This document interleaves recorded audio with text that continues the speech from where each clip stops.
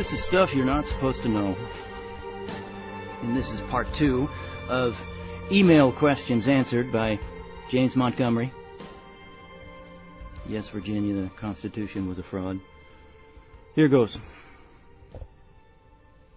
Marty, the information continues to pour in support of the information the informer and I have been writing about, and totally confirms the below comments of Sir Edmund Burke. Read the following quote, just one of many from his speech. Quote, "If America gives you taxable objects on which you lay your duties here, and gives you at the same time a surplus by a foreign sale of her commodities to pay the duties on these objects, which you tax at home, she has performed her part to the British revenue. But with regard to her own internal establishments, she may, I doubt not she will, contribute in moderation.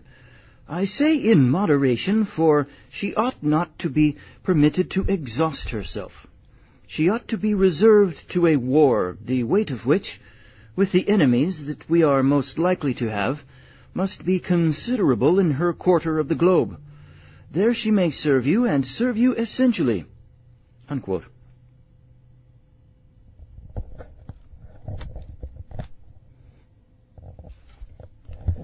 There she may serve you, and serve you essentially. For that service, for all service, whether of revenue, trade, or empire, my trust is in her interest in the British Constitution. My hold of the colonies is in the close affection which grows from common names, from kindred blood, from similar privileges, and equal protection. These are ties which, though light as air, are as strong as links of iron. Let the colonists always keep the idea of their civil rights associated with your government. They will cling and grapple to you, and no force under heaven will be of power to tear them from their allegiance." Unquote. Burke, On Conciliation with the Colonies, March 22nd, 1775, pages 71 and 72, published by Allen and Bacon. Quote, "In May 1775, Washington said, 'If you ever hear of me joining in any such measure as separation from Great Britain, you have my leave to set me down for everything wicked.'" And apparently that can be found on Burke, On Conciliation with the Colonies. And that's from March 22nd, 1775, pages 71, 72, published by Allen and Bacon.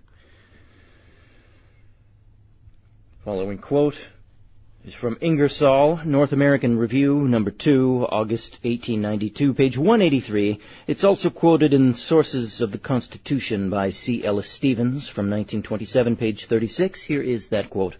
Quote, "In May 1775, George Washington said, 'If you ever hear of me joining in any such measure as separation from Great Britain, you have my leave to set me down for everything wicked.'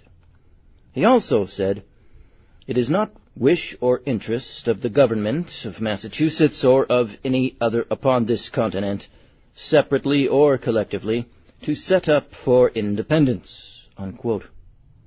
Marty, John Jay, one of the men to construct and sign the peace treaty of 1783, and the sole man responsible for the Jay Treaty of 1795, he made very clear by his statements that he did not want independence from England. And as Burke said above, you can believe you are free and still be subject to England. That is what Burke said, wasn't it? Let them think they're free. All we want is their money. The following quote is from 1995... Left Justified Publics. It doesn't say the book. Quote, "Jay did not favor independence from Britain. His absence from the signing of the Declaration of Independence was noted by Thomas Jefferson." Unquote. You know, Jefferson, for being such a smart guy, he seems one of the more clueless men of those elitists who adopted the Constitution. Weird. Marty, To prove what Sir Edmund Burke said is possible and was part of the plan of the king, you need to look at the 1213 Charter and the 1689 Declaration of Rights. Because of space limitations, I was not able to include them in this email, but will send them to you if you want them. I did include them in America is Still a British Colony, Part 3. The following is a section from my addendum from America is Still a British Colony, Part 3. Here is the addendum. I have just discovered the following two end notes. They completely confirm in a very final way my research in America is Still a British Colony, Parts 1 and 2 and 3, and the Informer's research and book, The New History of America. If you will study the following papers, the Magna Carta and our Bill of Rights, and come to an understanding of their similarities, then please reread the charters included in British Colony Parts 1 and 2, keeping in mind the issues I raised, and then read the following commentary. Quote, the two main issues as I see them in British Colony are, 1, the financial obligations of the 1213 Charter, EN number 1, entry number 1, I guess, are still in effect, along with the charters establishing America. 2. The last sentence of the 1689 Bill of Rights, entry number 2, proves the following. Unquote, and here's another quote starting. I'm not sure if this is the same. It looks like it's coming from something called Statute of 32. It says statute. I'm going to guess that's supposed to be statute. Statute of 32, Henry VIII, is from 1540. Is that right? Page 84. Okay. Here goes. Quote, that the charters of the colonies could never be overturned by a declaration of... Okay, obviously this did not come from Henry VIII in 1540. It's talking about the Declaration of Independence. All right. Needless to say, okay, these emails, this correspondence could have been organized better, but just ignore that. The information is very rare. Wherever this quote comes from, I'll read it. I don't know what it is. Quote, that the charters of the colonies could never be overturned by a Declaration of Independence or the 1787 Treaty, otherwise known as the Constitution. Okay, this is looking like it's from James Montgomery himself. Why does he have it in quotes? Doggone it. I'm talking about the real subject matter, financial obligation. Title for the land was transferred to the states and then ceded by charter to the federal government under Sestui K. Trust, but the contracted debt and obligation of the colonial charters and the 1213 Charter could not be negated. Rights could be granted to the citizens, subjects, or combatants, whichever the case may be, but the financial obligation cannot nor could not be affected, because it involves parties not yet born. This is why King William said, the 1689 Bill of Rights would not free the kingdom from the obligation of the 1213 Charter, where King John gave England to the Pope at that time in 1213. That's again why the 1215 Magna Carta is useless, that and the fact it was signed under duress. This is why the United States Bank was given right of charter in America. George Washington had no choice but to succumb to the... twist his arm behind his back, right? Washington had no choice but to succumb to the Rothschild's point man, Hamilton. Talk about déjà vu. I mean, does this not sound familiar? Our Bill of Rights was given to us to give us the illusion of freedom. When the tax obligation of the charters above marched along unimpeded and unseen by Americans and Britons alike. Read the Magna Carta again. They wanted the Pope's blessing for the 1215 Charter, This same Pope is the Pope in the 1213 Charter, where England and Ireland were given to him. He could not just give back his land because of other parties not yet born. You think the elitists are that stupid? They're going to create laws to prevent one of their own, who might be weaker than the usual, one of their own from giving the whole farm away. So they've created laws like the Law of Mortmain, which you probably will discuss here somewhere, which makes it impossible for the Pope or the King to give away anything that's supposed to be ceded to his children. What do you think they would do? Come on. That's their built-in security clause. Of course they're going to protect themselves. He couldn't give back his land because of parties not yet born. The Pope let the barons presume they were free, and even gave his blessing to the 1215 Magna Carta, knowing to do so would in no way lawfully overturn the grant made to him in the 1213 Charter. Also, it is apparent it was recognized as law that you could not even create a charter wherein you declared a previous grant or charter null in void unless the relevant parties both agreed. All agreed. How can a charter be made void if parties to the charter will never cease to be born? An heir can always be found.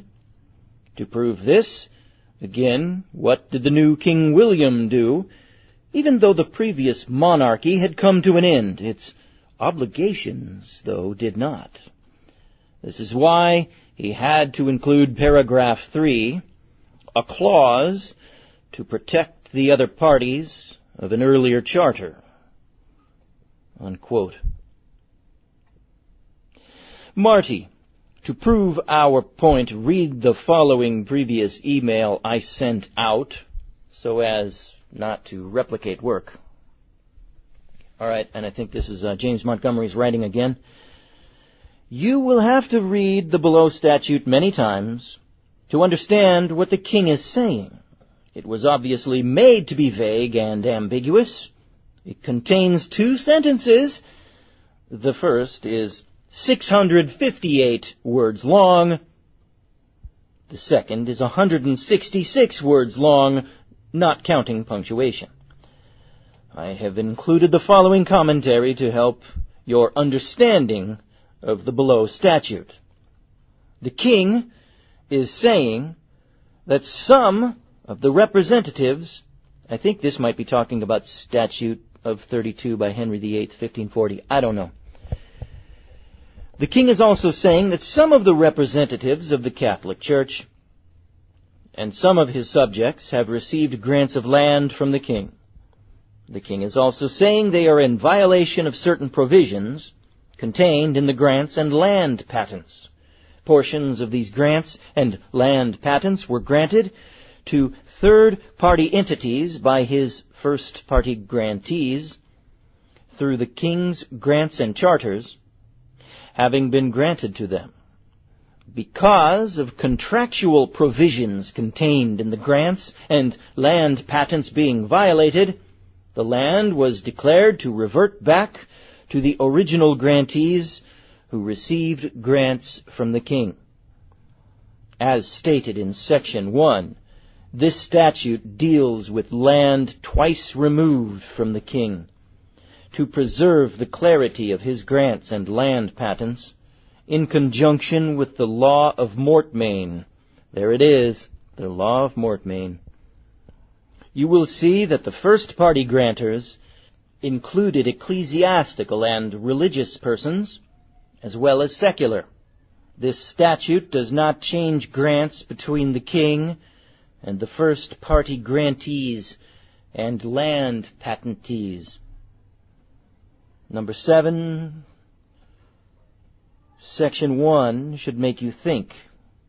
If any tax or rent due, as declared in Number 5, Section 1, under the king's grants or charters, are not paid, the land reverts back to the king, as if the grants and charters were never written.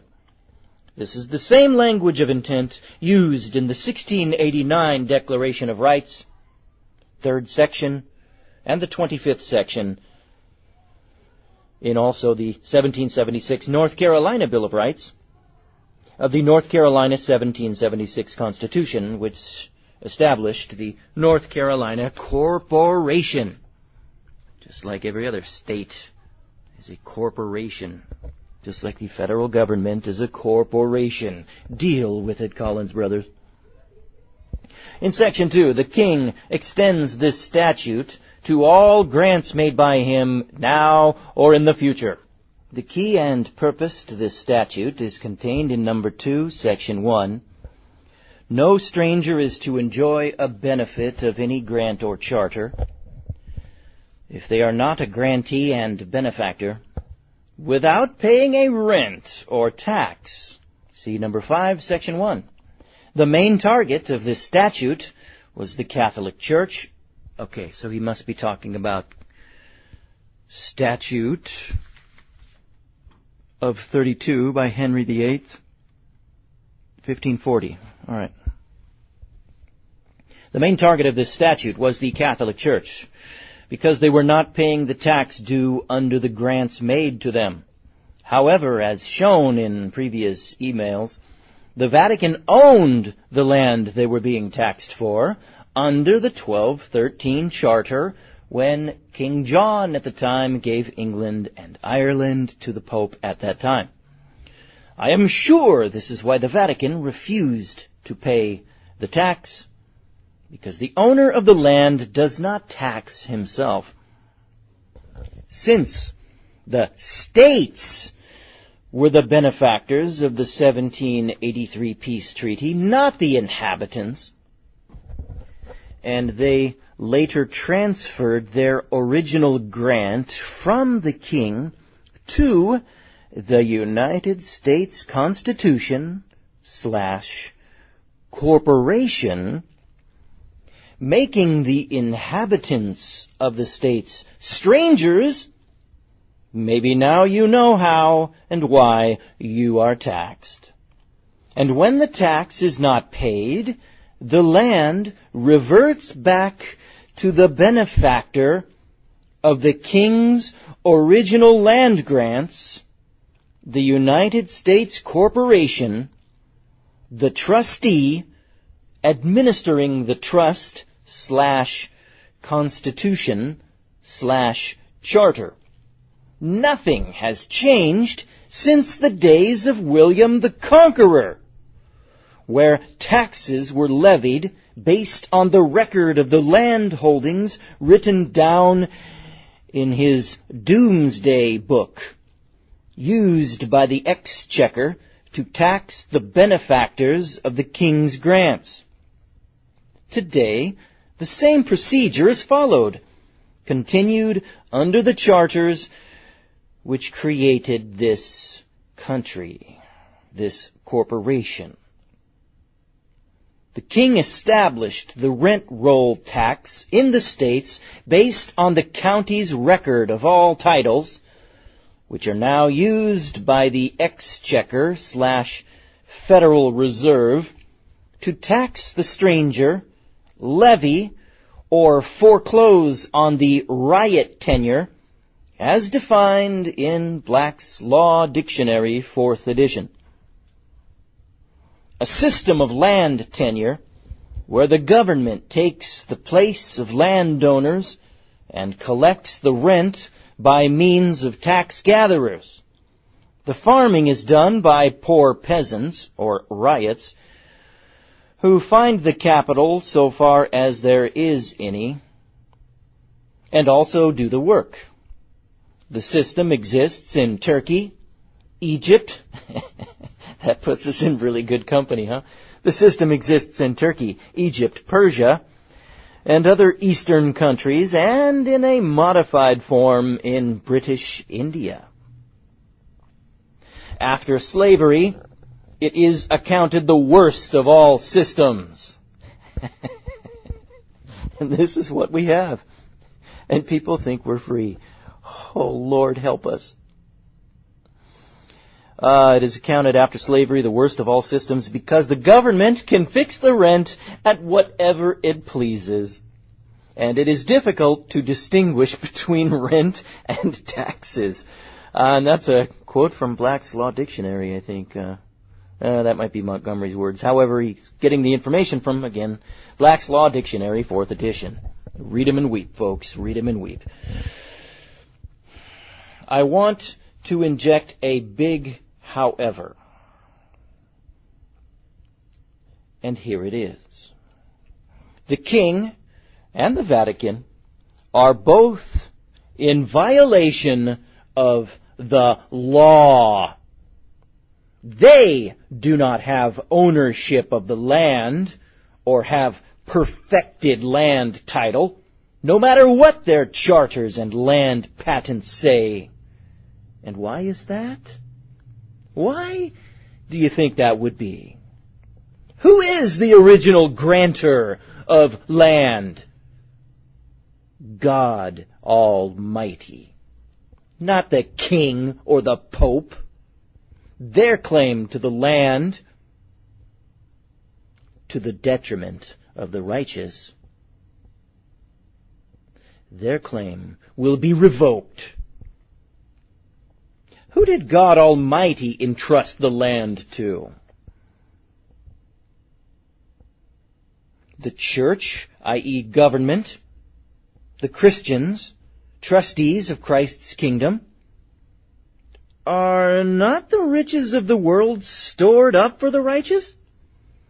Do not the kingdoms of the world become the kingdom of Christ upon His return? I tell you what, I'm liking the sound of this, folks. I've been on the brink of poor all my life, and this is music to my ears right now. I can afford a pot to urinate in and a few other things, and I drive a car that's always on the verge of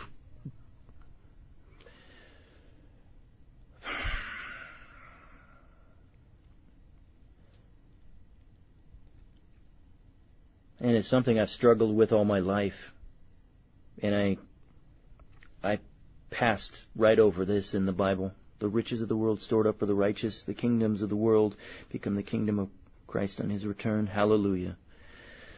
Oh, Lord Jesus, I long for that time when I won't have to slave through a daily grind just to barely get by. I'm so tired of that, and getting up so damn early every morning just to barely get by. Thank you, Lord. Boy, I long for that time. And I long for a time when the Lord will give me something interesting to do also, and will leave me alone and allow me the creativity which He has blessed me with in order to fulfill whatever that is. God, I long for that time. Oh, man. Folks, if you don't think this world sucks, pull your head out. Pull your head out. Or, that means you are very wealthy and you need to get rid of most of your stuff and go try to jump through the eye of a needle and abandon your wealth and your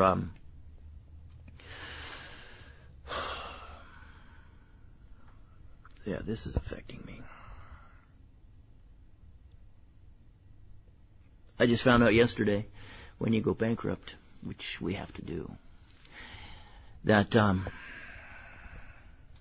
the bludgeoners, the tax collectors still come around and tax you on everything that you've gone bankrupt on. So there really is no bankrupt. You still have to pay a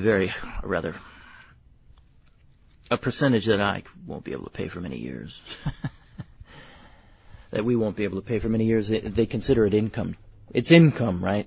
All this stuff that we couldn't pay and had to escape from the usurers. I'm going off on a tangent now, but I just learned that yesterday because, hey, you know what? I've never gone bankrupt before. I've always slaved my tail end off just to make ends meet, and I've always paid my bills, paid everything my whole life up to this point, and finally the usurious system caught me. It caught me. It threw a frickin' left hook at me from out of left field and caught me and knocked me on my ass. and I'm tired of serving this slavish, bullshit, usurious, feudal system. But I can't get out until Jesus Christ comes back. Come, Jesus, come. Please forgive me for my sins. I am a wretched sinner. And I hope I have just an ounce of faith. But I'm sick of this. Sick of this present system. And somebody like James Montgomery spends many years researching it and proving it, and nobody will listen to him because they let their emotions govern themselves and won't deal with facts. And I am reading to you facts. Enough. Lose the anger. Lose the anger, bro. All right. So, getting back to James Montgomery. So, who are the true benefactors of the one and only lawful land grant? Why, the servants of Jesus Christ. I suppose that means that's when the meek inherit the earth. I asked the informer to run this statute on Right Writer to see how it would grade the reading level of this statute from 1540. It has a reading grade level of a 17th grade level, and that is as high as the program goes. Wow. All right, so he includes the Statute of 32, Henry VIII, I guess it's during his reign, C. period 84, 1540. And there are two sentences here, and it takes up half the page. And folks, the font is a very small font that I've printed up. This is outrageous. I obviously am not going to read this to you, but this is what lawyers do. They're hiding the keys of knowledge. 1540, they were doing it. Well, why not? They were doing it during Jesus' time. And that is why Jesus wished woe upon them. That's part of it.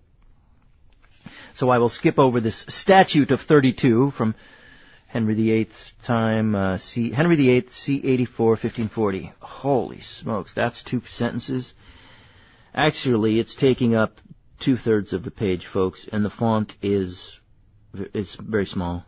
I printed it up on the smallest size font I could read with any facility. This would take up an entire page if it was 12-point font, easily, more than a page, and it's 2 sentences. This is what lawyers do to you. It's what they've already done. They've already done it. All right, skipping on to the close of this email by James Montgomery. Marty, you are right. The 14th Amendment is very relevant, but I think misunderstood on just what its implications are. If you will read my America is a British Colony, still, Part 3, I include forgotten history that shows just how relevant the 14th Amendment argument is. However, after you learn this information, if you do not already know it, you will come to the conclusion the informer and I have come to. No reoccurring remedy will be obtained in the courts. Just brief aberrations of justice. Based, you mean like Joe Bannister? Based on the demeanor or impatience of the judge, or his or her lack of self-confidence, based on the judge's lack of knowledge concerning, you guessed it, public policy, the ever-shifting sands of public policy. Once the judges know their decisions will not be overturned, or their careers damaged, defeat of the standard patriot arguments will be swift, and the penalty for frivolous lawsuits will be just as swift and increase with intolerance of the judiciary. And isn't that what we've seen since the mid to late 90s when James Montgomery wrote this? I don't mean to sound like a stick in the mud, but it is true. Only through the education of the public, good luck with that one, coinciding with the coming financial pain, oh yeah, will change the public's perception of their freedom. Unfortunately, I fear it will be too late to make any changes until Rome self-destructs. Signed, James Montgomery. Here's another email response from James Montgomery. Ken, I thought I would send you this email in case you also are sent the original message, like the one you just sent me, from Eagle Flight. You will see a quote below from Burke. I thought I would add a few more quotes that were not in the original message from Burke. I can make you a copy of Burke's speech if you are interested. It is 87 pages in total. Wow. There are many more pearls contained in his speech. I am in the process of typing up several pages of quotes. The setting for his speech was just before the 1776 war. He was arguing against the use of force. The majority of the House of Commons wanted to beat the colonies into submission. I just tonight obtained a copy of the complete work of Adam Smith. Al and I each have different books containing portions of his complete work. His complete work is 800 pages. We can hook up on the modem, and I could send it to you. As you will see below from the additional quotes, if you are not yet convinced of what I have been saying, that it is true on this subject, you will be. Also, if you have ever wondered where the American taxing system came from, there will be no doubt after you read the below quotes from Adam Smith. The below quotes are only a portion of what I marked in skimming his book tonight. He obviously goes into more detail in his 800-page book. And this quote from Sir Edmund Burke before the House of Commons, March 22nd, 1775. But my idea of it is this, that an empire is the aggregate of many states under one common head, whether this head be a monarch or a presiding republic. That's a pretty telling quote. What was it Franklin said when asked, "What government have you given us?" In reply, he said, "A republic." And you guys probably know the rest of the quote, right? Our forefathers were protecting their assets, Montgomery writes, and seeking to remain subject to the king in a hidden way, for which they were to receive further privileges. I would love to be able to look into the old English records and see if their personal land holdings in England increased after the 1783 peace treaty and the 1787 Constitution/Charter were approved by an unsuspecting public. Here is another quote from Edmund Burke, a series of quotes here, 3 of them. Quote, "Men may lose little in property by the act which takes away all their freedom. When a man is robbed of a trifle on the highway, it is not the 2 pence lost that constitutes the capital outrage." Another quote. These are all from 1775, a speech by Edmund Burke before the House of Commons. Quote, "The people heard, indeed, from the beginning of these disputes, one thing continually dinned in their ears, that reason and justice demanded that the Americans, who paid no taxes, should be compelled to contribute." Unquote. Quote, "Let us get an American revenue, as we have got an American empire. English privileges have made it all that it is. English privileges alone will make it all that it can be." Unquote. This is a quote from Adam Smith, 1776, An Inquiry into the Nature and Causes of the Wealth of Nations. Quote, "Their wealth was considered our wealth. Whatever money was sent out to them, it was said, came all back to us by the balance of trade, and we could never become a farthing the poorer by any expense which we could lay out upon them. They were our own in every respect, and it was an expense laid out upon the improvement of our property, and for the profitable employment of our own people." Unquote. James Montgomery. Need I say more? I have been ridiculed by some for what I have said in respect to our continued subjection to England, and I am sure Al has too. The above quote is further evidence that the king did not relinquish his charter/contract and land grants/patents to the United States. Instead, he preserved his ability to receive gain through his taxes for his investments. The below quotes will make you realize that the present tax system was put in place by the king and is completely British. And the way they chose to continue to receive the king's profit from his investment, as declared in his charters.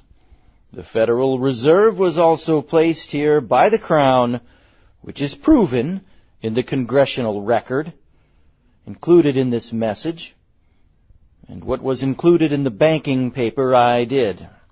It is so clear, I could even prove it to the average American, given the time, money, and opportunity to present it. All right, there is a long quote here. I'm not going to read this. It is in, 2 pages. A very long excerpt from an inquiry into the nature and causes of the wealth of nations. I've read this once before.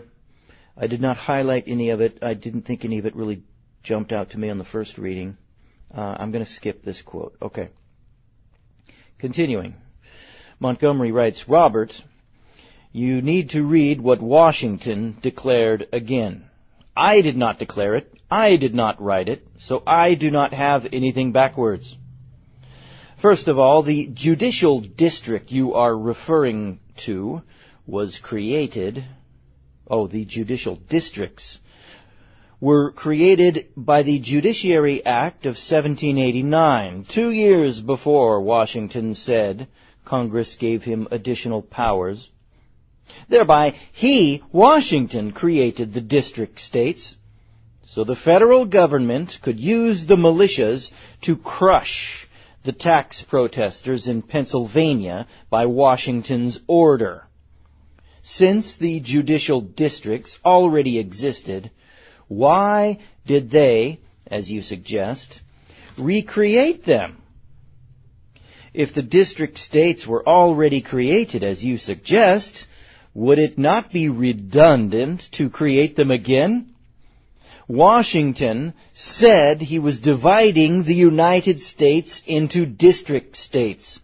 He said, dividing the states. Listen again. Dividing the states. Not creating districts in the states.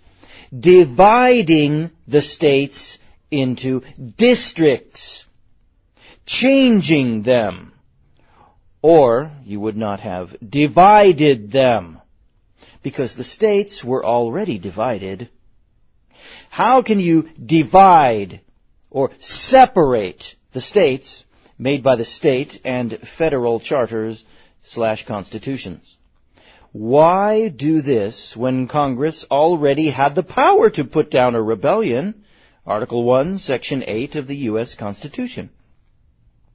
This was merely an excuse to divide the states into districts, extending the jurisdiction of the District of Columbia/Congress and delegating to the President authority given to Congress to suppress insurrection under Article 1, Section 8. And you know what? When I read a thing like that about George Washington, folks, and this is me talking now, you remember, maybe you've heard this in history classes or in a Hitler Channel documentary about George Washington.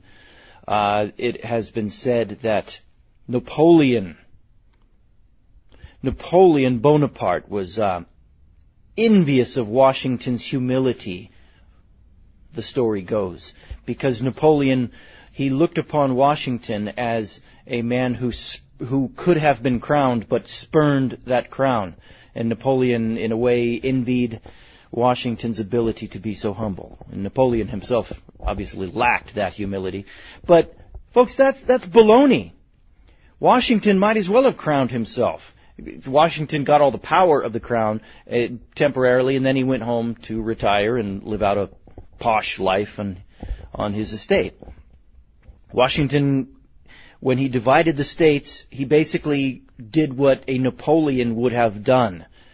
Became a megalomaniac instantly and crushed a rebellion using executive orders, purely concocted executive orders, making himself a dictator until the next dictator could be elected, and the next one, and the next one. So, was Washington really much better than Napoleon? Was he any better? Maybe a little. Didn't kill as many people, right? Second, the use of any military power before Congress declares war, by direction of the President, is done by him as Commander-in-Chief. Until Congress declares war, they cannot stop the President unless they impeach him. Or when they declare war, they can stop the President with the power of the purse, unless the President were to then declare a national emergency as Commander-in-Chief, overriding Congress, in effect declaring himself king. Or in our case, anyone holding that office, which we now have. I disagree with the unconstitutional emergency powers claimed by the President, but unless the judiciary declares the President out of line, you or I cannot change this unless you or I were elected President and declared the power unconstitutional. But Congress would then impeach you or I to protect, you guessed it, public policy. Around and around it goes. Again, this power comes from their operating under executive jurisdiction, insular capacity. See Downs versus Bidwell, 182 U.S. 244 from the year 1901, which was allowed by the judiciary, beginning with what Washington did. Because it was up to the judiciary to declare what Congress was doing was unconstitutional, and up to Washington to not take power delegated to Congress. This power was affirmed by the Congressional Act of 1845, and in the 1850s by the Insular Cases. This set the stage for Lincoln to begin the executive orders, and here we are. Third, the districts Washington created answered directly to the Commander-in-Chief, not Congress. In order for these districts to be created by the President, Congress had to give the President power outside of the Constitution, as declared by Washington himself. Martial law can be used as soon as the military is called upon to put down insurrection or fight a war. Washington created district states, not state districts, and the military occupied the Pennsylvania district until the insurgents went home. Washington said these districts were created for putting down the rebellion. However, they were never disbanded when the rebellion ended. The fact that you can't see something, with all due respect, does not change reality. Below, you will see how Lincoln codified the war powers. You can download the whole General Order 100, or ask me and I will email it to you, along with the court cases and definitions on the same subject. All right, there's some excerpts here about military law, military jurisdiction, military necessity. It's some legalese quoted here in my first reading of this. Nothing jumped out at me, so I'm going to skip forward.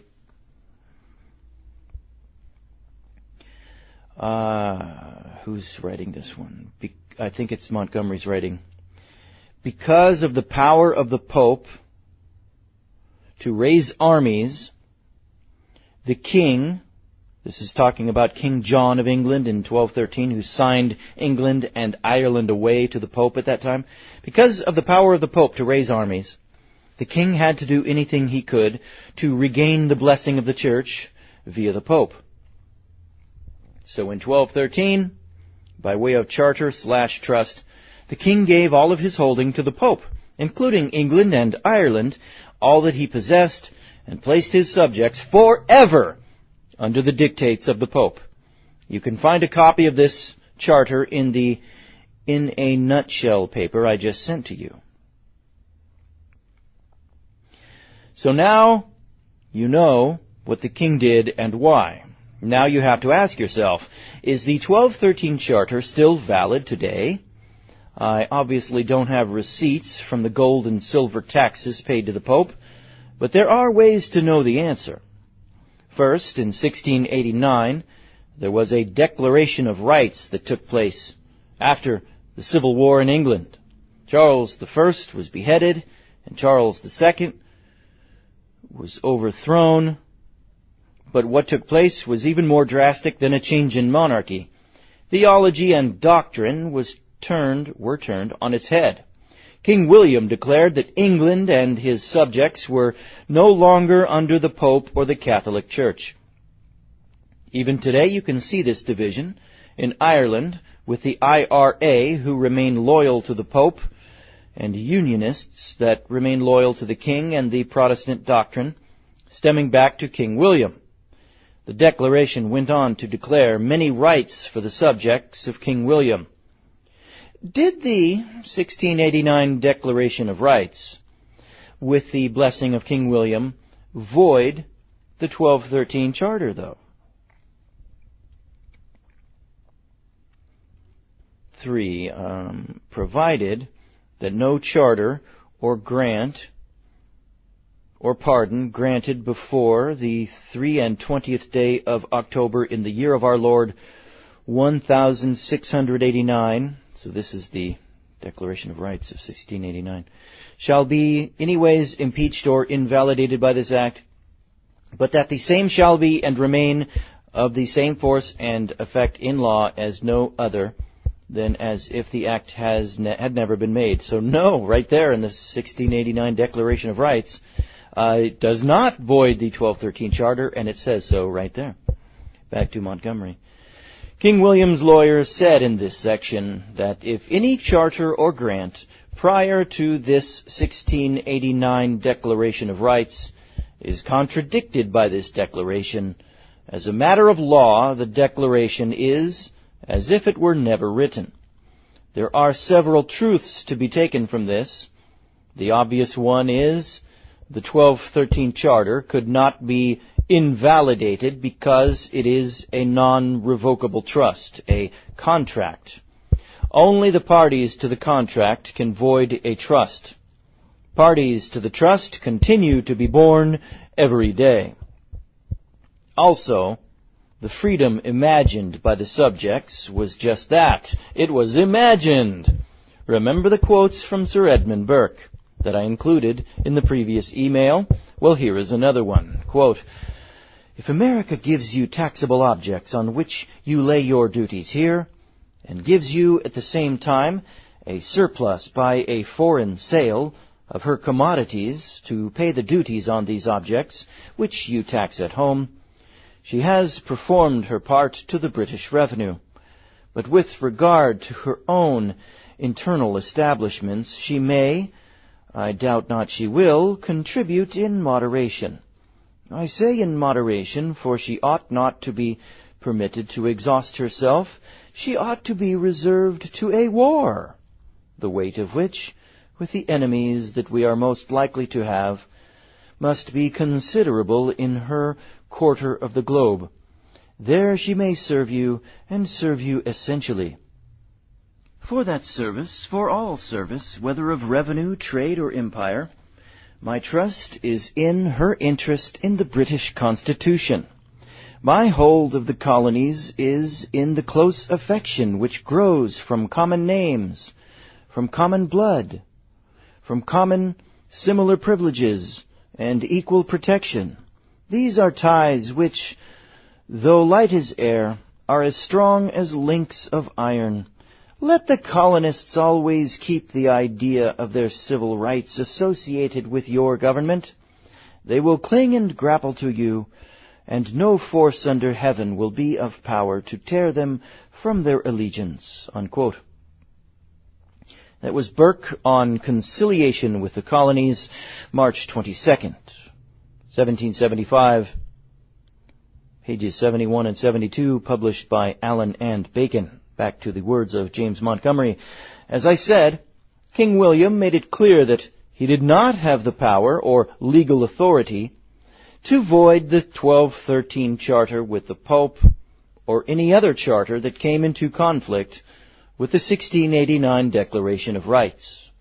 Now, this is one witness to what I have said in America is Still a British Colony, parts 1, 2, and 3. So, as of 1689, the 1213 Charter was still law. It is still law today, and here is another witness I just got last night. This is from Sir William Anson, The Law and Custom of the Constitution, 5th edition, Oxford, 1922. Quote, "The Bill of Rights of 1689, which is still in force as statute law and remains our central constitutional document, the Bill of Rights is the nearest approach to a constitutional code which we possess." Unquote.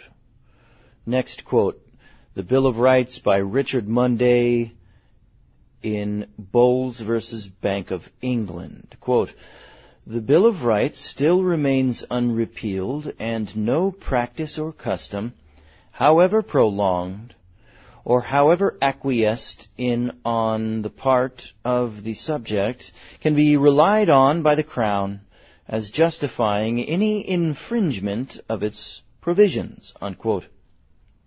And to bring this fact to the present, says James Montgomery, this is a quote from A. Lester, A British Bill of Rights, 2nd edition, Institute for Public Policy Research, 1996. Quote, "It is ironical, but perhaps unsurprising, that recent years have seen calls for a new Bill of Rights." Unquote. And let's finish up with the words of Montgomery. "So, to answer your question, yes, Britain is still subject to Rome, unknown to the Brits. Is it possible for such an important fact to remain hidden? The facts say yes. Also, as the Brits recognize the 1689 Declaration of Rights to still be the law in Britain, and their constitution, we are faced with the same thing in this country. Do not Americans believe themselves to be totally free and claim the Bill of Rights in our Constitution and the Declaration of Independence, which they will all claim is modeled after the 1215 Magna Carta? Did not Sir Edmund Burke say in the quote above, 'Let the colonists always keep the idea of their civil rights associated with your government. They will cling and grapple to you, and no force under heaven will be of power to tear them from their allegiance?' We are a colony yet today, be it unknown, but the lack of knowledge does not change the facts. Just because the world was believed to be flat in the Middle Ages did not make it flat. A portion of the taxes paid today go by treaty to Great Britain. Our tax system was given to us by England. Our Federal Reserve was given to us by the Bank of England. The bankruptcy of England in the 1700s and their debt was taken over by the Rothschilds, who controlled the Bank of England. If you want to learn more about this issue, I will send you A Country Defeated in Victory, Parts 1 and 2, and read the attached congressional record. Where did the Rothschilds get their money? Seemingly overnight, and enough of it to finance war and government around the world, including the United States. The Vatican? The Vatican, via the Pope, is the only source of such immense wealth. The Pope regained land given him in the Charter of 1213 through debt and taxes and supplying financial assistance at the right time. How did the king regain his land in America as declared in his charters? Debt taxes and supplying financial assistance at the right time.